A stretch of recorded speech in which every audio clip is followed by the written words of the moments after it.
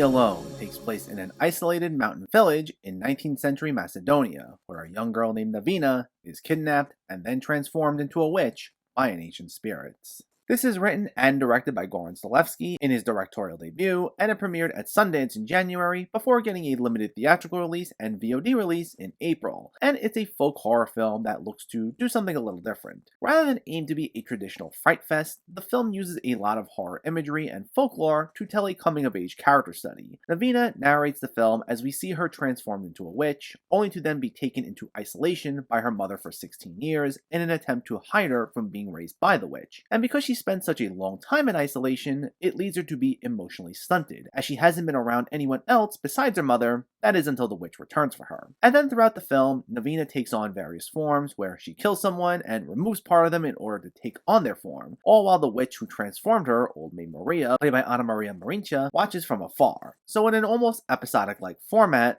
we see Navena explore different communities where she's portrayed by various actors, one of whom is most notably Noomi Rapace, who I thought was actually going to play a much bigger part, but instead we only see her for one portion of the film. The sequences of Navena or Old Maid Maria either killing someone or using what's known as the witch's spit to transform someone else into a witch were honestly unsettling, and made even more stomach-churning by the dark, eerie tone established right out of the gate. But the film isn't looking to push your limits in terms of what makes you uncomfortable just for the sake of it, as a lot of its focus lies in Navena trying to navigate her way through the world as she takes on different forms and tries gaining an understanding of how people interact after having been away from them for so many years. So there's an allegorical structure to the film, as this offers a look into how one explores their own identity, especially as Navena's transformations aren't bound by gender. A lot of the sequences will feature minimal dialogue, especially as Navena herself can't talk, and instead, her inner thoughts via narration drive much of the film forward, along with some gorgeous cinematography. And while the approach, with such an emphasis on its style, gives it a clear experimental art house approach that might be a turnoff for some,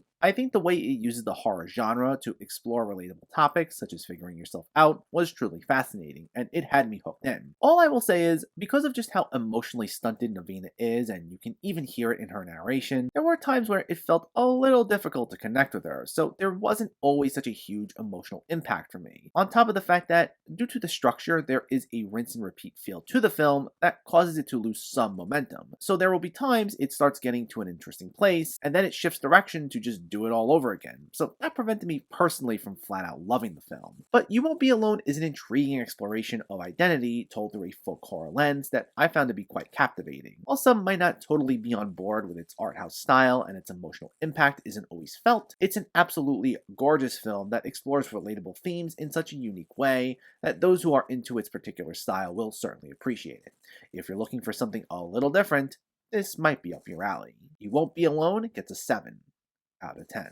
So let me know, did you see You Won't Be Alone, or are you planning to see it, and what were your thoughts? Did you like the themes it's explored? Did you find it unsettling at all? Let me know in the comments below so we can discuss. Also, if you enjoyed this video, please give it a like and share it, and for more movie reviews and film discussion, please make sure to hit that subscribe button to stay updated. Thanks for watching everyone, and keep having fun with film.